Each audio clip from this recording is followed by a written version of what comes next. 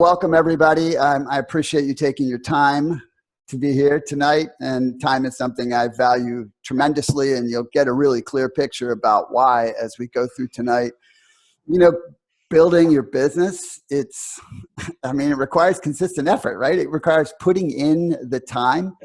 Yet, I think that this is an area that, from my perspective over the years of working with network marketers and building my own organizations and teaching in corporations, this is something that people struggle with. And, if you think about it, most people struggle with managing their time before they decide to get into network marketing. And now they're adding something, right? Something that they really want to do, and they're putting it in the middle of an already busy life. And so, it's not taught, right? It's not like you get how to use your time best when you're growing up, right? You can't find it anywhere. I mean, as Steve mentioned, I have an MBA. That's a lot of schooling, which, by the way, I didn't have that when I started network marketing. That came as a product of my network marketing career because it afforded me the time and the resources to go do that, because it was something that I always wanted to do. But nowhere was that taught, among other skills, right? Communication skills aren't purposely taught, and many life skills that are effective aren't taught. And so it's not a surprise that most people struggle in the area of time usage. And one of the things that I've observed in the business is that outside of fear, right, the biggest obstacle is time, right? And also the biggest excuse, right? And it's the area of most challenge. Once someone gets past their fear, then they've got to deal with the time issue. And the time challenges are, they come in a variety of flavors, right? There's the time issues with actually doing the work, right? Getting to do the work itself with all the other things you have going on in your life, all the other commitments, your family and your job and all these other things. And then the time issues in the work, right? How to actually be really productive and effective with your time in the work, what to do when, and all that good stuff. And then you're going to have various stages. Like when I teach leadership in the industry, which is a sweet spot for me, it's my favorite thing to mentor and teach. And I've done many universities on this topic for networking organizations over the years, and corporations as well. But the farther you get into it, right, you get to these layers where, as your business is growing, and I know some of you are probably relatively new, or you're early in your business, like, boy, I want that problem. But you get a whole new level of time challenges when you suddenly have an organization that might feel like a full-time commitment, but you don't have full-time, right? You're still part-time, and there's many, many different things. And I'm going to help you in a big way tonight.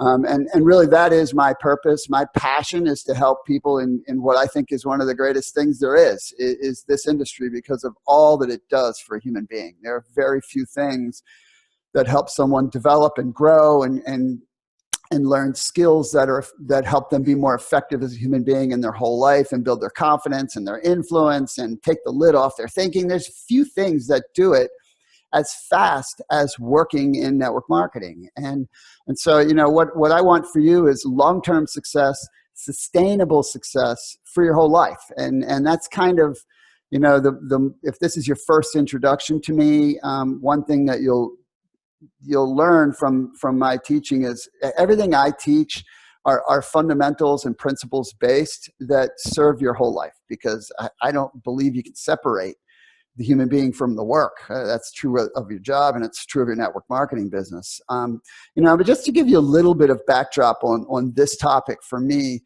because there was a time in my life when I was a time disaster, and ultimately I became a time master. But that was a painful experience, and it was almost a very costly experience. I didn't have any skills when I got started. I mean, I'm an introvert, and I didn't have any. I'm not a salesperson. I'm an introvert. I came to the industry with low self-esteem. I was very undisciplined. And I began to have success many, many years ago just through an unwillingness to quit, even though it was so hard. And as I started to become successful and build a big organization, that's where this issue really started to smack me in the face, because I was doing it at the expense of other things, because I didn't know how to discipline my time. And my health, I was starting to have challenges in my health. And this was as a relatively young man. This is, you know, in my late 20s, early 30s. And I was causing a lot of problems in my relationship with my wife because I wasn't showing up well, because I was so chaotic. And chaos in the work is good. I mean, that's not a bad thing, but chaos in your life is not good. And especially when it's self-inflicted, which it was for me. And I realized that was too big a price. I mean, nothing is worth that price. And I'll touch on that a little bit more in a few moments. But I got very serious about how could I do all of this at once? And I went to school about it. I started studying everybody I could, looking for a way to do it all, so to speak. And effectively, over time, I developed, taking a little bit here and a little bit of there, and then implementing and working on it. And I developed a way of utilizing my time, which was unbelievably effective and led to a pretty cool way of living, so much so that I wrote my first book on the topic. My first book was Live Full, Live Well, and that is about balance, about how you really can do all the important things that matter. I know that there's success gurus out there that'll tell you, nah, you can't have balance. Well, you know what? I don't buy that, right? I think this is just my opinion. I'm just one guy, but you know, there are some things that are not worth sacrificing. And so, you know, these principles I'm going to share with you tonight, as I've alluded to before, I teach these in major corporations and I teach them in network marketing. And they are going to serve you in a lot of different ways. I believe this is going to help you a whole lot. I hope you're ready to take tons of notes, because in some ways I'll go through it fast and in some ways I won't. But I never know what else is going to happen. And grab whatever you can. Look for the nuggets that can help you. So let's jump right in and talk about the reality of time. So time is your greatest resource personally. Now, that's an important thing to understand. It is your single greatest resource, the most abundant resource. In your business, people are the most important resource. It's not your system. It's not your products. It's not your marketing plan. It's not your company. It's the people. And especially if you're interested in building something long-term. But personally, it's time. And then the time factor impacts the people. So you can't really pull them apart. I mean, they kind of go together. So time is your greatest resource. Yet the biggest thing, the number one excuse, right? I mean, most people don't want to say, I'm afraid, right? So what they say is, I don't have time. And this isn't just the biggest network marketing excuse. This is the biggest life excuse, right? I mean, if you had $1 for every time someone said to you, or maybe every time you said, I don't have time, right? Then you might not even be on this today, right? I mean, it's so common of an excuse that it's readily accepted, right? It's readily accepted. When someone says, I don't have time, we just kind of let it go. We don't call them on the carpet on it. Right? We're like, what do you mean you didn't have time? Right? We just like, yeah, well, okay, well, you know, I sort of get that, right? Because so many of us have had that understanding or that feeling. But the reality is it's completely untrue, right? It's completely untrue, because we all have all the time there is. So if you look at that bottom number on the screen, 168 hours, that's how many hours a week you get. 168 hours. And every morning you wake up, you have a fresh 24. I mean, that's the gift. That's the blessing. That's the resource we're granted. And you know, if you think about it, if you just take out two pieces, right? So let's say you have a full-time job and you work 40 hours a week. And some of you are like, 40 hours a week? Yeah, right. I wish that was true. Right? For some of you, that's probably not enough. But let's just say 40, because if you're using your time right in work, you only need 40. But let's say you spend 40 hours a week in your job, and I'll give you 8 hours of sleep at night. Again, some of you are like, seriously? Wouldn't that be nice? But so let's say you get 8 hours of sleep a night. That's 56 hours. So 96 of your hours are between work and sleep. But what does that leave you? That leaves you 72 hours in a week. That is what I call disposable time, right? That is time where you truly can select whatever it is that you do. That is an enormous amount of time, especially when you're looking at, you can successfully build a network marketing business. Not like a rocket, but you can build one in 5 to 10 hours a week if you know how to use that time properly. Right? Again, it's not going to be overnight, and really, overnight isn't a real thing anyway. Most things that are overnight, when that happens, they're not lasting. Yes, there's always outliers, right? There's always things, people you can point to. But I'm talking about in a normal setting, right? Building anything of value takes time, right? It's enduring. It takes time. But the bottom line is that we all have this huge resource. We have all that there is. And so when we think about this idea of I don't have time, it's completely false, right? The reality is it's about choice, right? And so most people would rather not say to you, well, I didn't choose to. So they'd say, I don't have time. Whether it's a conscious choice or an unconscious choice, it's still a choice. So we have all the time there is. We had the same amount of time that Gandhi had, or that Bill Gates had, or that Einstein had, or anyone else you can point to who does things that are seemingly monumental. And then we have the same amount of time that the homeless person has, right? It's really completely about how that time is used. And so first, I gotta, we've already used this phrase a couple times, but there's no such thing as time management. And so I'm going to take this phrase out of your vocabulary, hopefully for good tonight, because it's a misnomer. There's no such thing as time management. How can you possibly manage something that you have zero control over, right? You can't do anything about time. It just is, right? You can't save time. You hear someone say, I'm making good time. No, you're not. You're just getting somewhere faster, but you didn't make good time, right? You can't borrow time. There's nothing that you can do about time. It's just happening, right? It's just happening. And so what you have to do is manage things like choices and tasks and decisions, right? Those are what you manage. And then you manage life, right? So I teach life management, right? I teach skills for utilizing time, but I teach life management. And the other concept about this to think about is the idea of work-life balance. Forget that, right? I mean, that's separating the two. The human being is in both places, right? So it's really about life management. And if you think about work in general, it makes up a relatively small portion of your life, right? Your job only makes up 20% of your life.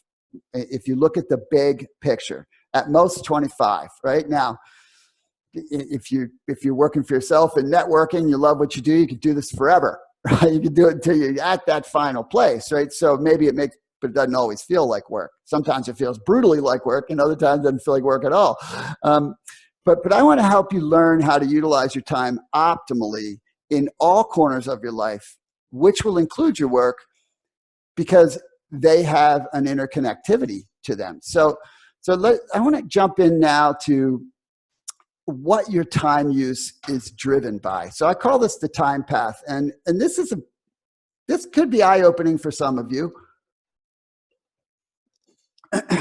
So if you think about what drives time use. So first we have to start with priorities or fears, but we'll talk about priorities first. So priorities will drive your time use, right? And they're going to drive your time use in one of two ways. They're going to drive it proactively or reactively, right? Because by definition, a priority is something that's very, very important to you, right? It's not something that you can neglect. If you neglect it, it's going to have circumstances that you're not going to like, consequences. And so proactive, right? Proactively working with your time and your priorities is the right way to go. But often we're completely reactive, right? We're just responding to what's happening and things that are important that we have gotten out of whack for. Or, of course, there are times when crisis happens, right? Life happens to everybody, right? You're driving down the street, you're minding your own business, and somebody crashes into your car, and now you've got a reactive situation among a priority, right? So priorities tend to drive time. And then, unfortunately, for many people, fears drive time. And when this is a deep one, I'm not going to go very into this one at all, because it's a very deep mindset, psychological kind of thing.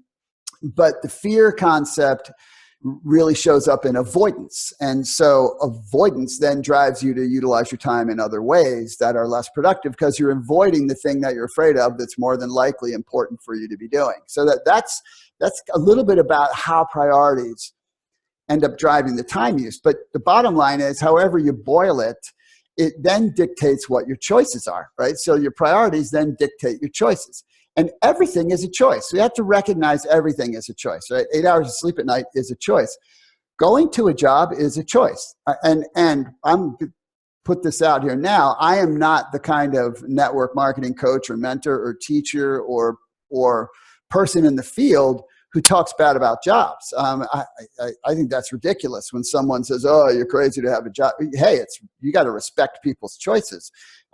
I chose not to have a job because after being laid off from a couple, I'm like, you know what? I don't want that anymore. I don't want that situation. That was my own choice. It doesn't make my choice right for somebody else. This industry is an awesome thing, however you utilize it in your life. And if you have a job, I want you to do incredibly well at that. And if you follow the stuff that I teach, you'll do better in your job. That happens almost to everybody. But the bottom line is, a job is a choice, right? Many people say, well, I have to go to my job. No, you choose to go to your job. You feel like you have to because you don't want to deal with the consequences of not going to the job, right? But let's be clear, it's a choice. And that would be true for anything else. We're one of the few things in life, right, in the world that has freedom of choice. That's what separates us, human beings, from almost everything else. Everything else is driven primarily by instinct or whatever their natural limitations are. We have choice. And so then your choices, right, your consistent choices, those create your habits. And that's what you repeatedly do, whatever that is. And whether it's good or bad, right? Some of those are good and some of those are not so good. And we all have some of both. But, you know, we are creatures of habit, right? We are. And your habits then drive your results. And if you think about every aspect of your life right now, every single aspect of your life right now is a product of your habits over the last 5 years or 10 years or 15 years or even longer, depending on the extreme of what that result in. And so your habits show up in every corner of your life. They show up financially. They show up in your relationships. They show up in your health. They show up in your pursuits. They show up with your friendships. They just show up because that's what your habits lead to, right? They lead to the results in your life. And so that's why it is so true. Change your habits, change your life, because you change your habits, you change your results. It's as simple as that. And then your results feed the cycle again, because your results circle back around to drive priorities and or fears, right? I mean, it's an interesting concept, but it is an absolute truth. This page is an absolute truth. And so it all starts with a commitment to developing the discipline of using your time properly. And it's one of the greatest disciplines that you could possibly develop. And so I'm going to jump into a little bit to what we're going to cover tonight. But again, I just want to reemphasize, you know, I want you to have massive success in your business. But even bigger, I want you to have a really fruitful life. And everything I'm going to teach you tonight is meaningful in both areas, except for the efficiency tips that I will give you. So here's what we're going to cover tonight. And again, I'm going to give you maybe an hour's worth of what could be. I mean, I do this as long as an 8-hour session.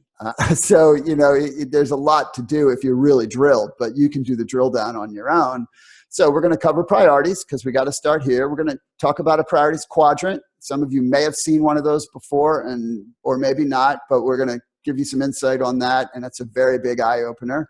And then we'll talk about something called planning for the builder. And builder here has a double meaning, and it's a key fundamental. And you'll understand that as we go forward.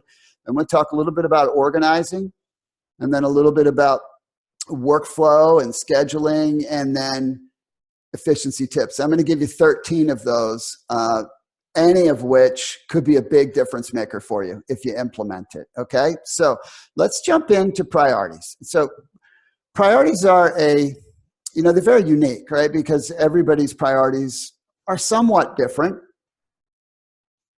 but also somewhat the same. So it's not my place ever to tell anyone what their priorities should be, right? Your priorities are unique to you. For mine are unique to me. And in my book, Live Full, Live Well, I break priorities down into 5 categories. And then from those 5 categories, there are really 3 primary priorities, which I'm going to touch on here, that drive those 5 categories that I call the 3 circles. And this is what I teach, what I live. So I never teach anything I haven't done or don't do. I don't believe in, reading a book and then teaching you that. I can only speak authentically from experience. I'd have done a lot of personal development and reading, etc. But then it was the execution of those things and then developing my own stuff that has worked for me. And so here's a way you can think about priorities. Priorities, if you neglect something, right, and then it really bites you, now you've figured out what a priority should be. So that's kind of how you know it. I say it like this: that which you neglect, if it's a priority, will ultimately dominate you. And you'll see what I mean here in a moment.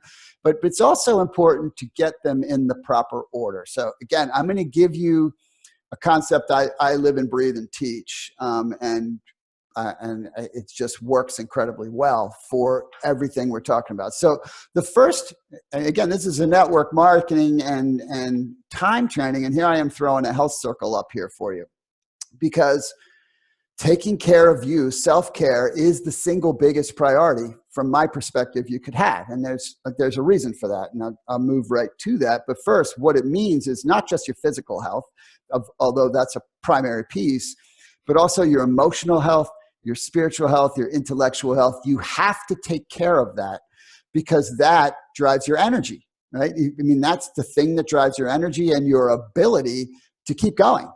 But more importantly, that is the thing that you have to show up properly in your relationships. And so if you think about your relationships, and there are many people who would say, well, your relationships are your most important thing. Yeah, outside of being alive, I would agree, because we're human beings. We're meant to be in relationship, and you can take away everything else essentially, but if you have people to be in relationship with, you tend to be okay. But when you think about your most important relationships, like your love relationships, what do they require? They require time and attention. That's what they require. There's no amount of trinkets or chocolate or flowers or gifts or stuff, right, that can replace time and attention. Just the act of listening, right? The act of listening requires intense emotional energy, true listening. It's an investment in another human being, right? And so if you're not taking care of yourself physically, right, and self-care, emotionally, spiritually, intellectually, you cannot show up properly in a relationship. And if we don't show up properly in our relationships, what happens? Over time, they start to break, right? So, and I'm not going into the reverse, right? The reverse is easy. If you don't take care of your health, at some point, you give everything back you had from success to get your health back. So it doesn't make any sense to give it up in the first place. And the same is true with your most important relationships. If you break a relationship that matters to you because you're so focused on something else that you just blow it off, at some point you would gladly give back any gains you had to get that relationship whole again, right? That's just a fact. But I'm giving this to you tonight from the standpoint of how it really impacts what you do. You see, when you're taking care of yourself and you can really show up in your relationship, you can take care of others. And see, it's not taking care of yourself selfishly. This isn't a selfish thing. This is a selfless thing. See, when you prioritize yourself from a health perspective, it allows you to take care of others. And that's the bottom line, right? It's the old Jim Rohn saying is, I'll take care of me for you if you'll take care of you for me, right? And so that's how I see it. But relationships are bigger than that too, right? You have other family relationships, and your business is a pile of relationships, right? So you have to be able to show up the right way in those as well. And so then that third circle here would be that money circle. And you could put lots of things in the money circle. You can put your job in there, of course, you put your network marketing business there, and any other heart pursuit, could end up going in that circle. I'm making this, I'm doing this broadly. But if you think about this, someone who's healthy, right? If you put two people side by side, take out the relationship piece for a second. If you put two people side by side one is healthy and one is not, and they're both pursuing the same thing, who's going to win in the long run? The person who's healthy, because they're going to have a higher, longer threshold of productivity, both day in and day out, and then over years, right? That's an easy one to see. But when you drop the relationship piece in, that is a game changer. Because when you take someone who's taking care of their health and they physically feel good, and then they are right in their relationships, now they're joyful, not happy. Happy is a temporary thing. You can be happy, not happy, not happy. Joyful is a lot deeper. When you take a healthy person who's got a joyful scenario in their relationships, you now have someone who is an attractive powerhouse. I'm not talking about attractive like, oh, look how handsome, they're pretty they are. I'm talking about someone that is magnetic. I'm talking about magnetic energy, the kind of energy that people are like, wow, I want to be around this person. I don't know what they have, but I want some of it, right? That you think about it, people do business with people. And who do you want to do business with, right? You want to do business with someone who obviously is the rest of their life isn't working real well. You want to do business with someone who's got it together and it feels good to be around. The vibration is so good. And so when you get these three things right in this order, I'm telling you, you will crush it in your business, right? Including the ability to plan and execute in your priorities. Okay, so that gives you a little bit of insight. So I'm going to break down now the quadrants. And this, I'm just going to be real with you. Maybe you've seen this before, maybe you haven't. It's interesting how many people haven't really seen this. And I know, again, because just recently, I did a series of leadership training for the largest book publisher in the world. I did one for 2 of their locations across the country, and I spent a couple hours in the sessions on this topic, right? Because we really pulled it apart. We don't have time to do that tonight, but I'll give you enough to get the resonance of it and be able to apply some of the principles. But the first person I learned this from was Stephen Covey. But I don't think Stephen Covey is who created this. I think he's just one of the people that made it more famous. It was probably created many, many moons ago. But Stephen Covey he's pretty awesome. If you haven't read any of his books, I highly suggest them. I had the good fortune once of meeting him on a cruise ship. I'd seen him speak multiple times, read his books, and then bumped into him on a cruise ship. And, unless you're personal development oriented, you wouldn't know who he was, but I instantly knew who he was. So I introduced myself to him and ended up having breakfast with him, because he ended up meeting my wife too, and he really liked her. So he wanted to have breakfast with us, and because my wife is really cool. So, but it worked out for me because I got to have breakfast with Stephen Covey. But anyway, I learned this from Stephen Covey. And so just to give you, if you're taking notes, a little insight on this quadrant. So around this left side of your screen, right, is importance. So at the very bottom, you have not important, and then up high, you have important, and then across the top, you have urgent and you have not urgent. Okay, so that gives you a little flavor, and I want you to think about what those 2 words mean in context for you. What does important really mean? It goes back to something I mentioned earlier. It means it can't be neglected, right? Something that's important cannot be neglected, right? That's a really, to me, it's a simple way to define it. And then urgent, right? What does urgent mean? Urgent, I don't know about you, but urgent, that word I don't like that word. Usually when something is urgent, it's not good, right? It's just not one of those words you're like, oh, it's urgent. Goody. It's like, oh man, it's urgent. That's not good for anybody. And so importance and urgency, that's the combination here of what I'm going to share with you. So I'm going to take you through these quadrants quickly and give you some insight as to what they are. And then we're going to focus on the place you want to be living. So we'll start with we're going to work backwards here. How's that? So down here in the corner, we have quadrant 4. So quadrant 4, I call the chicken. All right, quadrant 4 is the chicken. And so what that quadrant represents is things that are not important and not urgent.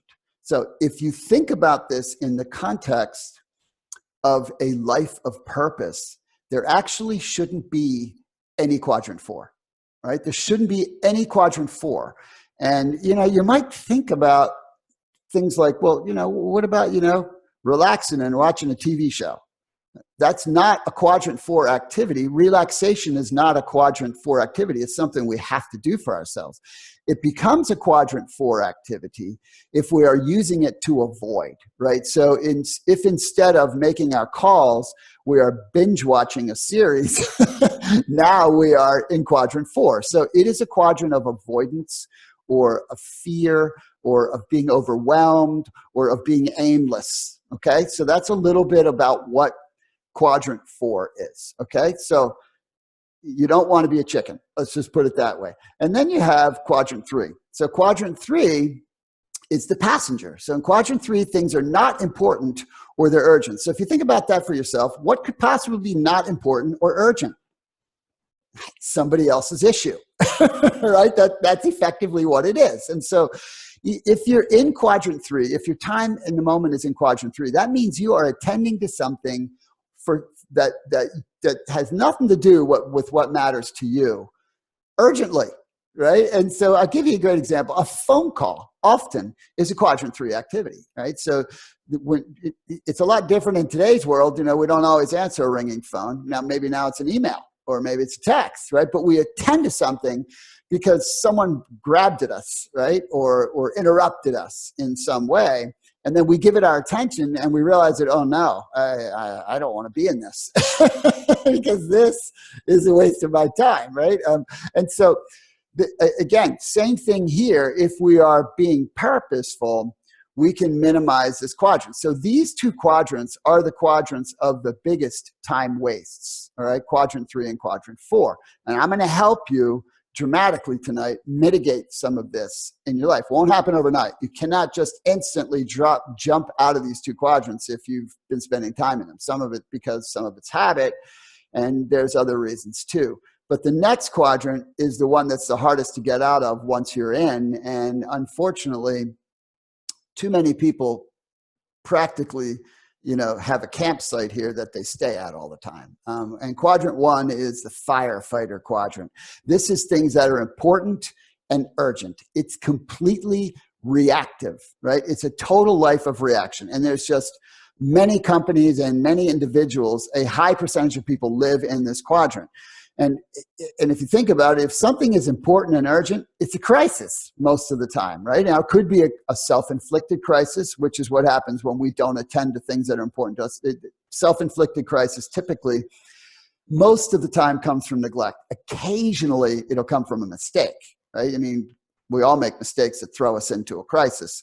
But we'll find out that most of our self-inflicted stuff in life comes from not doing some of the things that I'm going to give you tonight. And so this is the quadrant of crisis, stress, burnout in your health, your family, your relationships. This is the quadrant someone's in if they haven't been doing what they need to do at the end of the month and they're not qualified for whatever their rank is, or it's going to cost them money, and they're like freaking out because they didn't do what they needed to do through the month, right? So this is the quadrant you want to avoid, right? And it's not easy to get out of it right away. You have to learn to take the time out of quadrant 3 and quadrant 4 to remove yourself from quadrant 1. But you can do it. You can work your way out of this quadrant, and I'm going to show you how tonight. And then where we want to live is in this quadrant. This is the builder quadrant. I said earlier that the builder had a couple of definitions.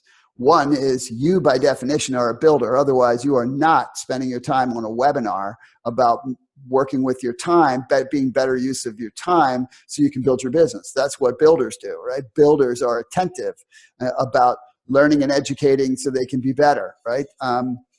But also, builder describes the activities that we're going to talk about that will help you be more effective. And that is what this quadrant is all about. This is the proactive quadrant. The proactive quadrant is important, but not urgent, right? So your health is important. And if you're taking care of it, it's not urgent, right? And your business activities, they're important. And if you're doing them properly and doing them in the right way, they don't become urgent. They just are something that you are doing in the process, right? So the more time that you are in quadrant 2, the better your life is and the more effective and successful you will be in anything. Anything. Doesn't matter what it is if you are doing quadrant 2. Quadrant 2 is the quadrant of prevention, planning, risk management, goal setting, accomplishment. Anything you can think of that's good comes from quadrant 2, okay? And so I tell you, I mentioned this is years ago when I started implementing a lot of these things, and I pretty much live in quadrant 2. It doesn't mean I don't visit quadrant 1. I mean, I'm a human being, so I make mistakes all the time that throw myself in quadrant 1. And then life happens, right? Something happens to someone in the family, or something happens to, there's some situation maybe in the marketplace, right? Things happen where you have to go visit quadrant 1. But when you're living your life and doing your work in quadrant 2, what you find is when you have to go there, it's a lot easier. And that's where we're working to right now. So planning to live in quadrant 2. So planning is a quadrant 2 activity. And you have to plan in order to get yourself into quadrant 2 and then function in quadrant 2, right? To be a builder. There's an old adage that says, if you fail to plan, you plan to fail, which I think is very, very accurate. You just rarely meet someone who's like, yeah, I kind of messed around over here and there and did this and occasionally did that, and then boom, I got successful. You don't see much of that, right? And it amazes me because as I said, I go into corporations and teach their leadership, their management teams, some of these concepts, and I ask them, but do you plan, right? Are you a planner? And many of them will say, well, yeah, we have to plan here at work. I'm like, well, then did you plan your whole life? Do you plan outside of here? And 90% of them say no, right? And they don't understand the massive impact that not planning in the rest of their life is actually having on their work life, because of the implications on what it does for them, both physically, mentally, emotionally, etc., because of the chaos environment. And the same is true with network marketers, right? Again, you get in the business and it's a little bit chaotic, right? It's like, what do I do next, right? I can do this, especially in today's world. And so I'm going to give you just some really basics here that you can implement right away they're not negotiable. I mean, these are things that you have to do. So these are planning basics. So the first is you got to make planning a habit. It's not something you do every now and then. What you do every now and then is more longer range planning. So maybe once a quarter you plan, maybe annually you plan, right? Maybe monthly you plan. But those things are the more of the every now and then, and they are part of effective planning. But most important is planning daily. And when you plan, you have to plan your entire life, because there are so many efficiencies, which I'll show you here in a moment, that happen when you do that. And a really important part of creating a habit is conditioning yourself, right? So if you're a morning person, if you're a night owl, I suggest that you plan in one of those two spaces, right? So if you're a night owl, plan your next day the night before. And if you're a morning person, like I am, plan in the morning. But you plan on a daily basis and make this a habit, and man, the fruit of it is incredible, especially when you apply it to the efficiencies and tips that I'm going to share with you tonight. So next is a tool. You've got to have some sort of tool to plan in. Now, I'm primitive. I use a regular planner, like you can hold in your hand. I know lots of people plan on their phone, or other people use, programs in their computers to plan. Great. Whatever works for you, use.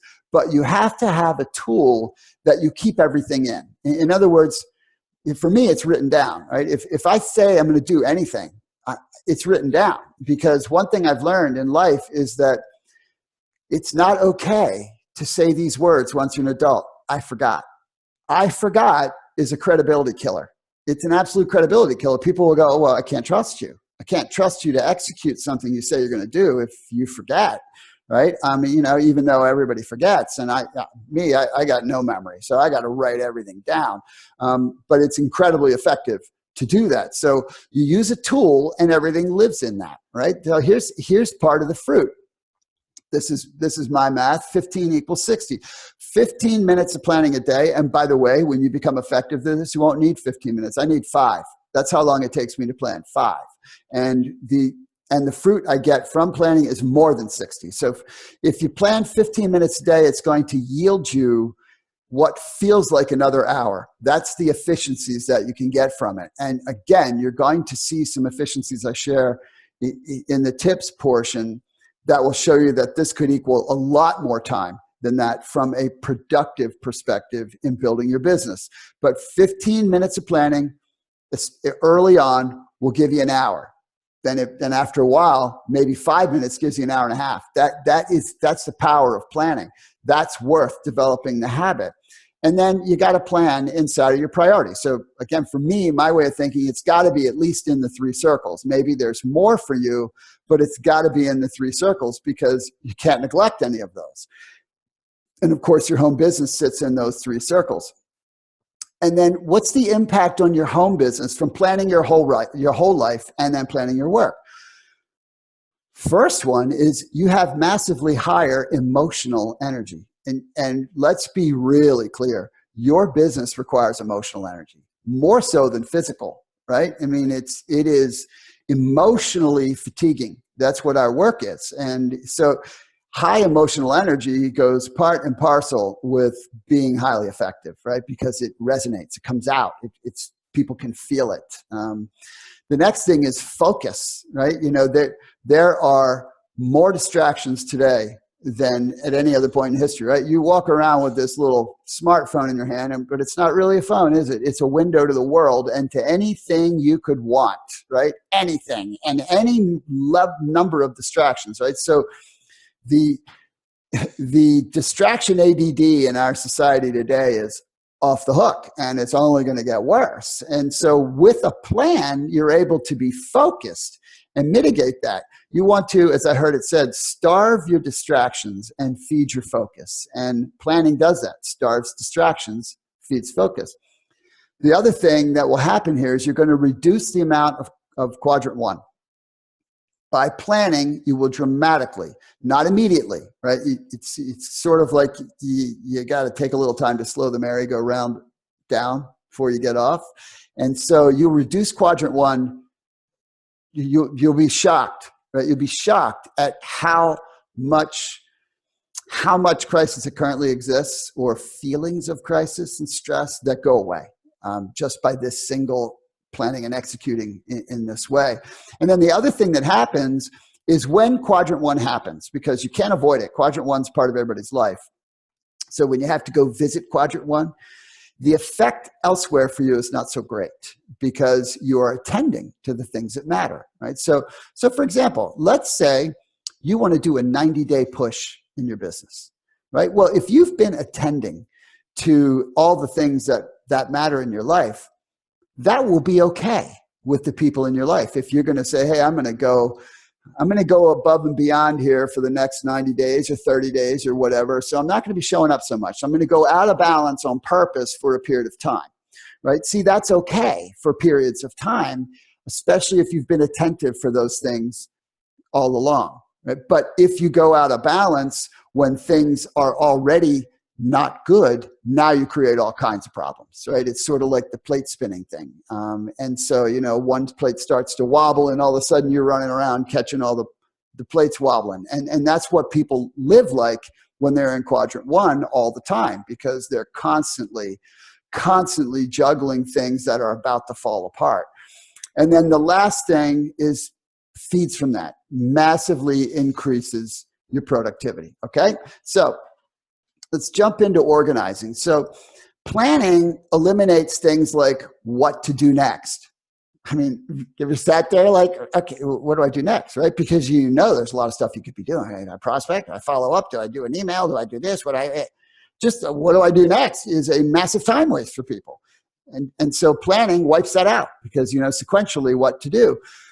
It also allows you to create efficiencies, right? And that's dovetailing things together and finding ways to collaborate and looking for ways to multitask. And I mean, there's all kinds of things that efficiencies that crop up. And also planning will keep you from saying yes to the wrong things.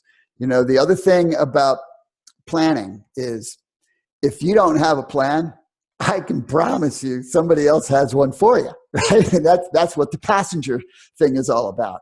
And that's what happens when you say yes to something that you shouldn't have said yes to because you don't have enough of a handle on what's going on to know that you shouldn't have said yes. And then you're a person of integrity, you keep your commitments, and now you're like, oh my gosh, I cannot believe I said yes to this. Now I got to do it, kind of thing. So that's what planning does. Organizing eliminates another major time waste, and that is, where is it? Right? Where is it? Where's that stuff? I can't remember what this exact number was. It was a statistic I saw years ago about corporate executives, and the amount of time they spent looking for something was like ridiculous. It was this huge number, and that's just organization. And I you know, I'm always being real. I'm tremendous with organizing time. I'm not so good with organizing things. I get along because I understand this limitation. So I've learned how to systematize. I'm going to give you some things, but there's more you could do than what I'm going to share with you tonight. But these are some simple ones that you can do, which will dramatically help your efficiency in your work. So first is tools, right? So you've got tools that you use. You got websites that you use. You have video tools you use. You got a variety of things that you use, many of which are internet-based. You should have those listed in your favorites, right? So that all you got to do is go bing, bing, and there it is. And you just copy and send, or whatever it is, whatever system that you're working. You want your tools to be simplified, so you're not looking for anything. You know exactly where they are and how to access them right away. Next is files, right? So you're gonna have documents. Everybody's got documents. You might have documents that relate to training, or you might have documents for your customers, or documents for presenting, or whatever they are. They should live in a file. You know exactly where it is, or you can just open it, grab it, use it, right? So it's not a function of where is it, where did I put that thing. Next is social media, right? Social media, which, man, is a huge topic, right? We could do just on social media and time. We could do a huge thing. I'm not going to dive too deep into that tonight, but things as simple as, you know, knowing where your groups are and what groups matter, right? Organizing groups to work in or visit, or whatever, however you're working. And the other thing is friends lists, right? Friends lists are a great resource for managing the way you engage, right? So you should be setting up friends lists with your prospects and your team and your customers, right? So you can engage with those people systematically and simply without just scrolling, right? There's nothing wrong with scrolling if that's a relaxation activity, but if you're using it in when you should be doing something productive, that's a chicken activity, right? We don't want to do chicken activities.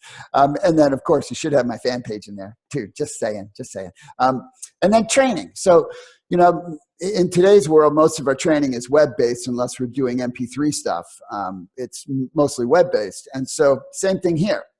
Like you want to have the training that you access digitally in your favorites, right? So that way you can just click, boom, there's your training. No having to search for it, you know, so you can do it in snippets and you can do it in pockets, and I'll talk about when it's good to do that.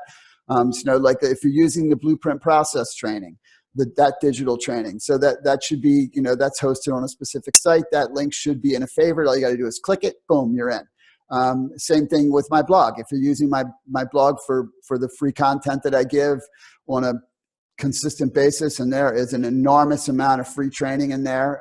Pretty much any topic you want, you can just put in the search bar, and whatever it is, leadership and prospecting and following up, it's all in there. You know, those kinds of things. And there's plenty of people that you probably follow whose content is helpful for you. They should all be in a favorite section where you just go bing, bing, and there you go. And so you're making that efficient to access. This is a huge one.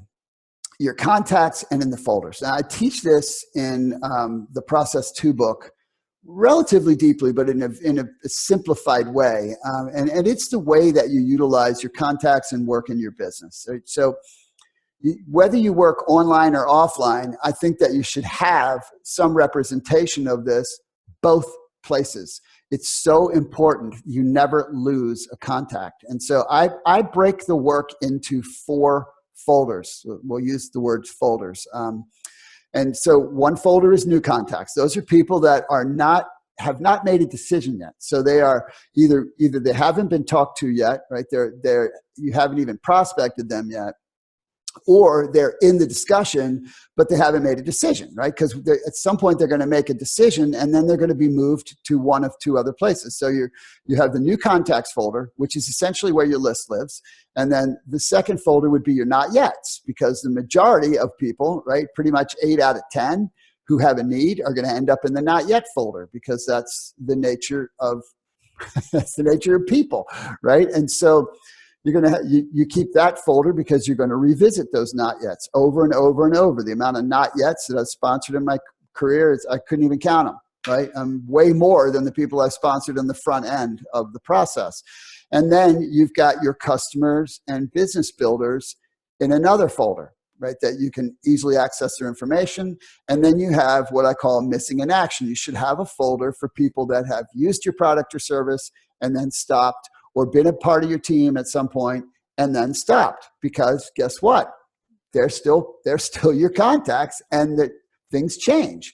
And so you want to be able to systematically work your business and visit people and know exactly where you stopped last time. So every time you touch someone, you should be recording that, right? And then you should plan the next touch. And again, I teach all that in the process too. And if I taught it deeply right now, it would take a long time. But it's a powerful concept on how to do this. You know, when I built my current company, when I really went after it, when I first started, I had spent 7 years accumulating contacts working in the industry. And so when I got started, I had every contact, and I just sequentially picked up the phone, right? This was back before I could send a text, before I could even use a computer. And just sequentially. And so I went extremely fast, because I had an enormous amount of contacts and every touch. And so I could revisit rapport and pick right up on what their needs were and go right into it. So this is a hugely important thing for making it simple for yourself. And then your email list. So you could also have messenger lists, of course, but things like your customers and your prospects and your business partners, right? Those should all be in separate lists that you can access and shoot information out to. Keep them in the loop. I'm not going to talk about things like autoresponders and other efficiency tools tonight, but there's tons of them out there. I'm giving you really basic stuff that you can apply fundamentally, and then anything else that you want to expand to, you can. Okay, so let's talk about the planning and workflow, because this is exactly what to do when. All right. So first and most important, clock in. Clock in. Show up for you. You know, I see so many people who are well-intentioned, who want to build their business, but they don't show up. And, you know, they don't maybe feel like it that day, or maybe didn't have a good day, or whatever else. And part of that is not planning and prioritizing. But if you think about this, you know, we show up for a job, whether we want to or not, whether we feel like it or not.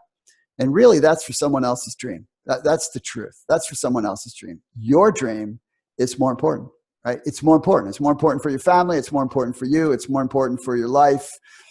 So you got to show up. You know, you got to look at it like it's not optional. It doesn't matter. Do I feel like it? I'm showing up. So clock in. And so you decide that.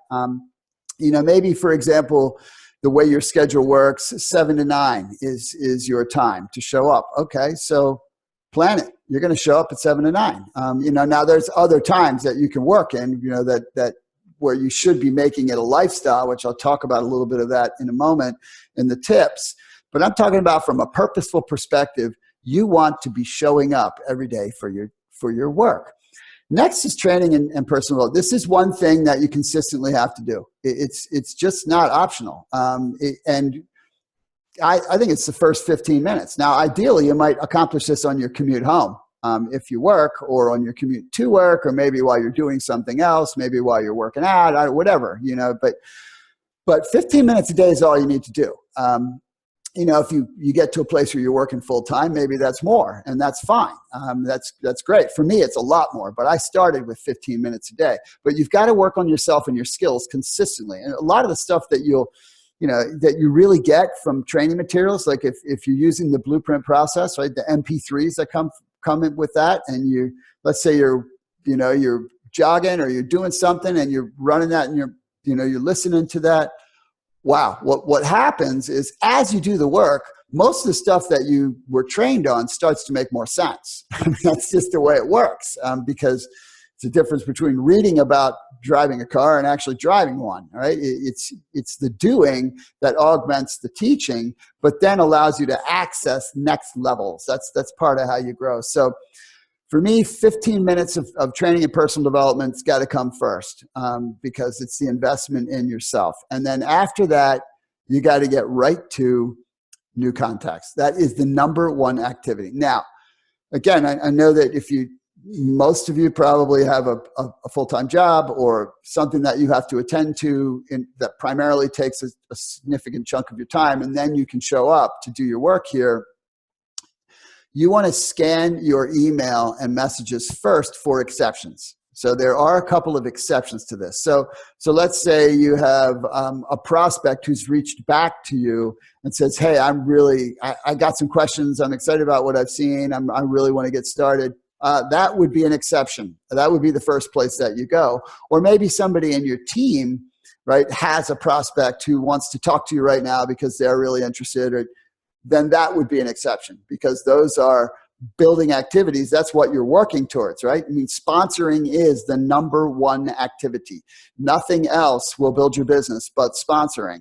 And so that's why new contacts comes first. But unless you have these exceptions, then it's new contacts. And you got to think about it this way: until you are solidly at, depending on your goals, but again, if you're on a webinar like this, then you've got goals. And so until you're at solidly a couple thousand a month, you got to be focused on sponsoring 2, 3, 4, 5 people a month every month, whether they're customers or business partners every month. And that takes being consistent. So the two primary things you have to do consistently to build your business is, one, personal development and training, and 2, make new contacts.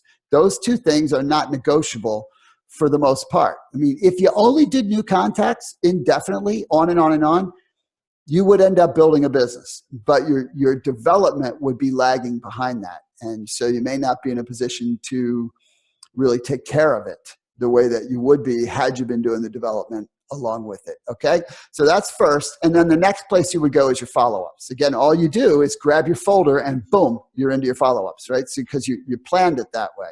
So you set your number of contacts per day. Maybe it's 5, maybe it's 7, maybe it's 12 reaches, which are quick to do. And I'll show you some places you can do them easily. And then they turn into contact conversations and you get those done. And then boom, now you're into follow-ups and you do your follow-ups. And then after you do the follow-ups, now you're jumping into serve, right? Service is, there are a lot of things that relate to serving. Serving could be touching your customers and seeing how they're doing and if there's anything you can do for them. By the way, you don't want to touch your customers just to see if they want to order something, right? If they're ready to order more, or because you want to tell them about a new product. If that's the only time that you touch your customers, that's not going to be good. They're going to say, oh, you're only interested in me because you want me to buy something. Mark Twain said, when you need a friend, it's too late to make one. So you want to make sure that you are in relationship with your customers, at least letting them know they matter to you, right? Your customers, the customers in your network write everybody's paycheck, not the company, the customers. That's where everybody's paycheck comes from. Doesn't come from the top producers, doesn't come from the big business builders, doesn't come from the accounting office. That's who structurally hands it over to you or sends it to your account. Customers are who pay you, right? So, and always remember this: your customers are someone else's prospects. If you don't take care of them, there's someone else out there who will. And so you want to do your customer touches and your business builder touches. Just a simple reaching out to someone and saying, hey, is there anything I can help you with? Not, hey, what did you do? But hey, is there anything I can help you with? Also, this would be your time for maybe to help train a new partner or to answer some questions and respond. But it's got to come after your contacts and follow-up. You've got to take care of you first in building the business because you're building your business, right? And so that is that part of the flow. And then social media, purposeful social media, depending on how you're building your business, could be encompassing everything I just did, or it could just be an add-on, right? So, things like creating windows of time for making your posts and visiting groups and posting in groups and having engagement, and right, that's all part of having your workflow properly. But it depends on how much social media is going to be a part of your work, and it should be some part of it. And then bottom line is, if you follow this formula, this will make a huge difference in how efficient you are in the actual work. You got to never forget that our business is mathematics, right? It's mathematics. Everything on the planet is mathematics. It's mathematics with a heart, but it's mathematics. You've got to sequentially work with the numbers in all capacities. And the more efficiently you can do that in your time, the better it'll be. Okay, so now I'm going to dive into the efficiencies and tips that will show you all kinds of little pockets for making this part of your life. Okay, so first one, social media posts. So if you're putting engagement content out there, content that, you know, doing a little attraction marketing, do something first thing. Right? First thing in the morning, make a post. And then through the rest of the day, you can be engaging, right? I mean, you can certainly do it more. And again, depending on your strategy, you probably are. And there are other pockets.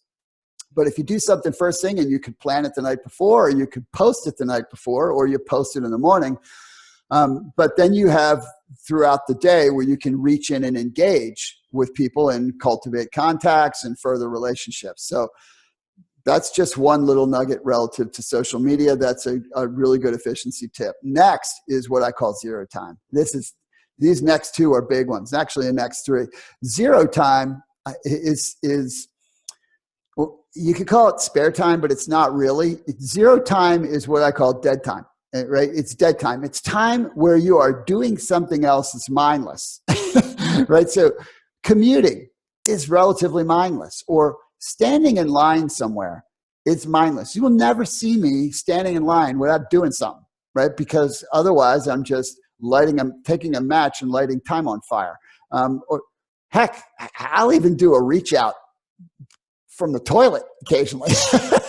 That's probably too much information, right? But there's all these kinds of things, right? That where you have all these little pockets of what would be dead time that in today's world is not dead time. Right? If you're being purpose. Now, it will be if you didn't plan prior to. So if you have to plan for this so that you know you're somewhere and you have access to everything you need to do, right? And that way you're somewhere, you can do your posting, you can do your reaches, you can do whatever you need to do because you got your list or you've got your materials, and boom, that time becomes productive time. Right? And you still end up getting through the line at the bank or whatever it is. So zero time is that dead time. And it's tremendous for either doing posts and social media engagements or reaches. I like to use the time for reaches because you can do a dozen reaches in such a short period of time.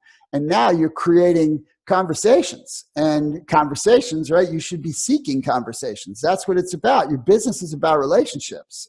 It's people do business with people that they like and trust, and that comes from relationship to some degree. Yeah, you can ignore all that and just do number, and find people. You can. But man, it's way more fun. It's way more fun to build the relationships and have the fruit of that. So you can do reaches and touches with any corner of your process, right? Your customers, your follow-ups, your new contacts, all of that in zero time.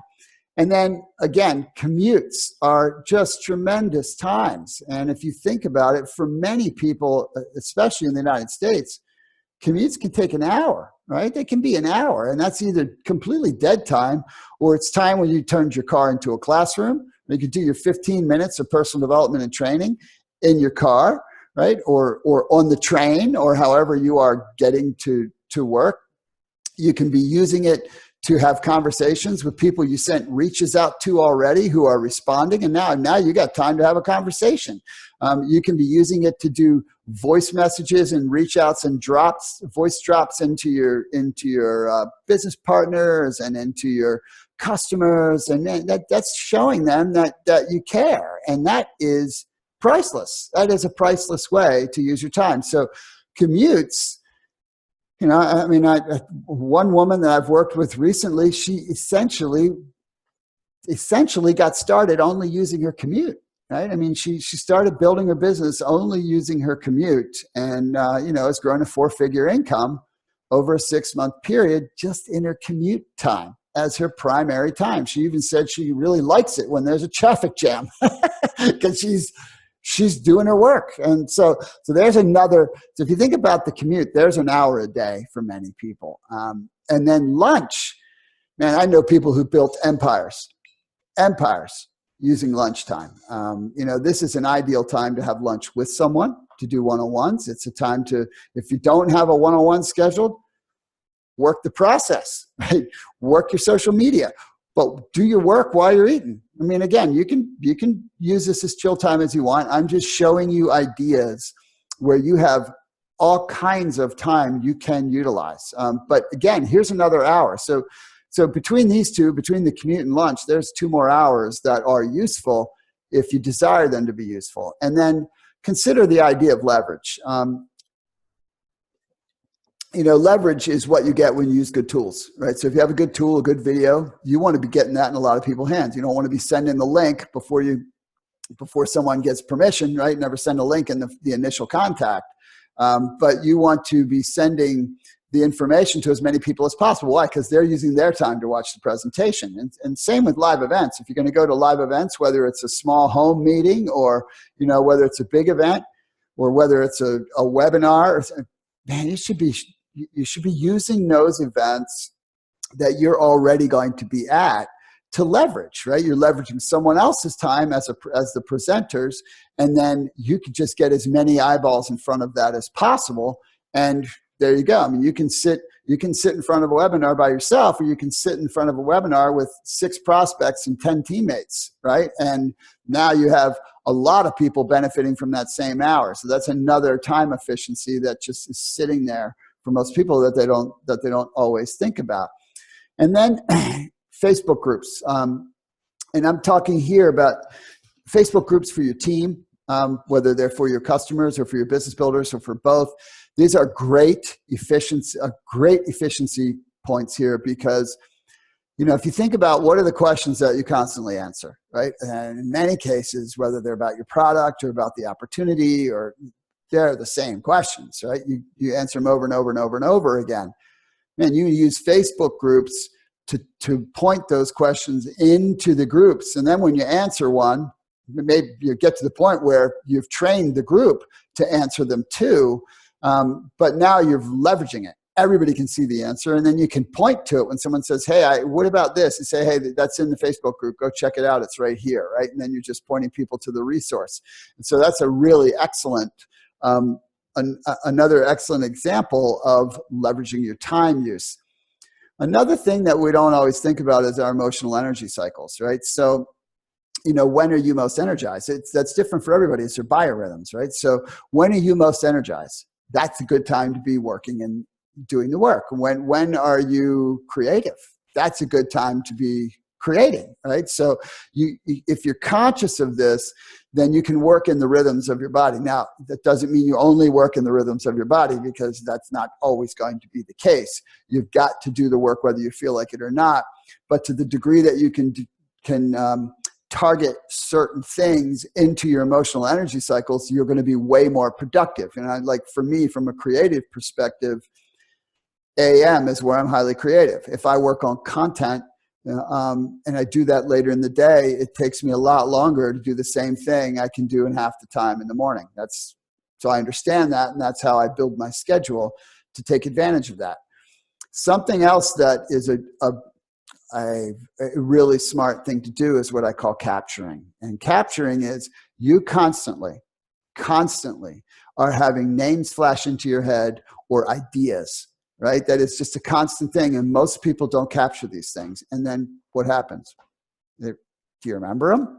Most of the time, not. Let's say you lay in bed, you had this great idea, and you think about it, you're all excited about it, or you had this person pop in your mind. Oh man, I can't believe I didn't think of that person. I want to talk to that person.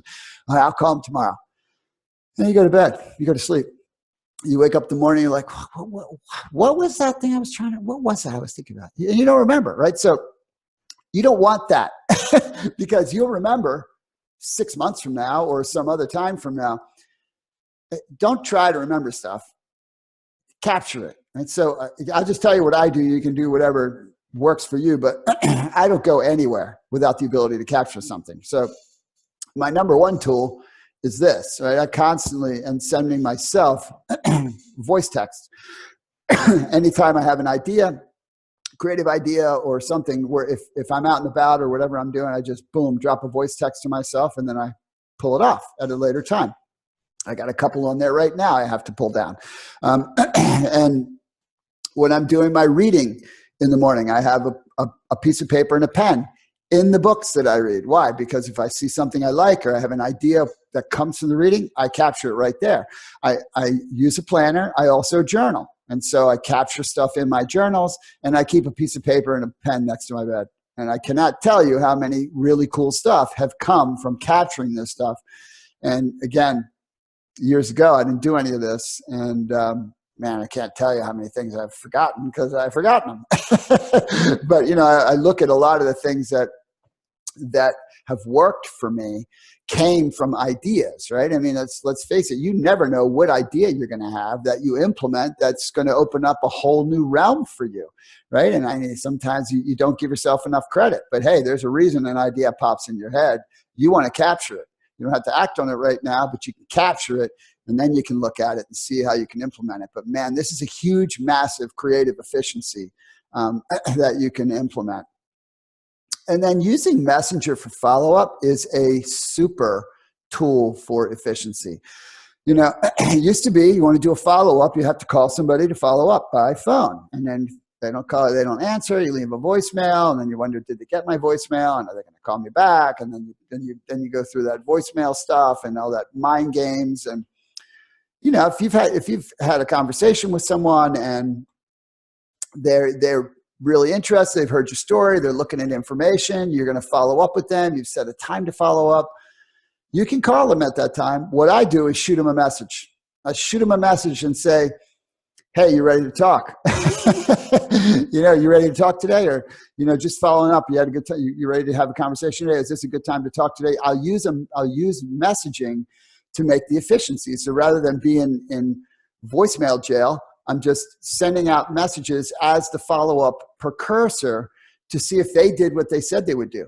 Massive time impact, massive. And then I'm only engaging with the people that did do what they said they would do.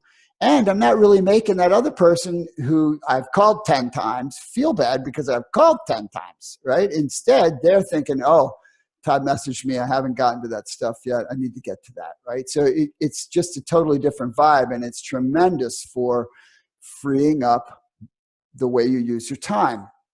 And then strengths. And this is a little bit of a deeper concept, but you know where you're not good. You know where you're weak. And, you know, the biggest misnomer in life is you need to work on those weaknesses. No, you don't. You're weak in stuff for the most part, because it's not how you're wired, right? But on the flip side, you're strong in a lot of areas, and those are the areas that are more of your natural gifting. And actually, I do a whole strength exercise with people I coach. But you want to work in the areas of your strengths. Now, you have to manage weaknesses relative to it getting in the way of a strength. So in the process, for example, there's things you cannot, you can't just get someone else to do. Well, I mean, maybe you can, but ideally you want to be the one prospecting, you want to be the one following up, you want to be the one talking to someone and sharing your tool, right? You want to work the process personally. It's a personal business. So I'm not talking about, you know, well, prospecting is a weak area for me. Yeah, I get that. It was a horrible area for me when I started, but that's a skill you have to learn, and I can teach you to learn that. That's simple. When you learn the right way to talk to people, what you say becomes pretty easy. But you have to work on the skills that affect you doing the process with people, yes. But outside of that, let's say you struggle with technology, like me, right? So delegate it. Trade off with someone else. Do something for them that they struggle with so they can do this thing for you that you struggle with. Or pay someone, right? What is your time worth? Right? You've got to think this way. What is your time worth? And you need to think about it from the perspective of what whatever you're aspiring to accomplish, you have to start valuing your time in that way now. But the more you work in your strengths, the better off you're going to be, the more effective that you're going to be. And then the last set of efficiency tips I'm going to give you, one is a family discussion. And this is something a lot of people ignore doing, but man, it is so super important. And that is, you need to share with the people that are really important in your life, particularly inside of your household, what's in this for them. Not what necessarily what you're trying to do, but what's in it for them by you working on this, right? And then why it's important, because this gives them some ownership. And when they have some ownership in what this means, then they're going to push you to do it instead of try to pull you out of doing it. And that is such an important thing to understand. Not to mention, they might more quickly raise their hand to take something off your plate, right? So something off your plate so that you can do this thing that will help everybody else to do some other cool things in the future, provide more opportunities or whatever that might be. So it's really important, believe it or not, this is a time efficiency thing, to have a family discussion. And then the next thing is to be aware of what I call the time stealers. And man, these come in all different shapes and sizes. So obviously people, there are people in your life that are just time stealers, and they're specifically in the work, right? So in the work, there are prospects that are time stealers. They drag you along. They put you off. They don't answer questions. You got to be more conscious of the fact that that's what they're doing. And then specifically teammates or team members or people that you've sponsored. Here's a really simple thing, a concept to think about that will help you, because remember, time is your biggest resource. So you want to use it the best way possible. And so you can't get more of it. You got what you got. And when it comes to building your business, right, and creating duplication and building a bigger organization, how do you know who to work with? The only thing you have is, are they doing what they said they would do? Not, are they talking big? Not, did they buy the biggest kit? Are they doing what they said they would do? That is the only thing you have to go on, right? And so you have to be conscious of that. And you'll learn this over time. If you haven't already, you'll learn to pick up the signals. When someone isn't doing what they say they're going to do, don't make them feel bad about it. It's not something you want to do, is make people feel bad. You just utilize that for yourself. That's information for you about where to allocate your time. And then the other thing is things that you could pay someone else to do, right? So you have to be conscious of you stealing your own time by doing stuff you probably shouldn't be doing, right? So for years, I mowed my own lawn. Well, I actually liked mowing my own lawn. It was time when for that hour and a half, I just, no one disturbed me because I was mowing the lawn, and I just let my brain go. But then, I got to a place where I was like, you know what, that is something that's okay for me to do, but it's the time trade-off is not worth it. My time is too valuable. I'm losing money when I mow the lawn. And you have to start to think that way. That's stealing your own time. Where are you stealing your own time? And then the other thing that I brought up earlier is saying yes to the wrong things. That is a massive time stealer, and another reason why you have to plan so that you don't do that to yourself. And then next is to reframe procrastination. This is a big one. So first, I want you to just get this deeply. You are a builder, not a chicken, right? You're a builder, not a chicken. Chickens procrastinate, not builders. Builders do, right? I mean, that's the best way I can put this to you, but also think about procrastination in general. Do you procrastinate stuff you like to do? No. Never, right?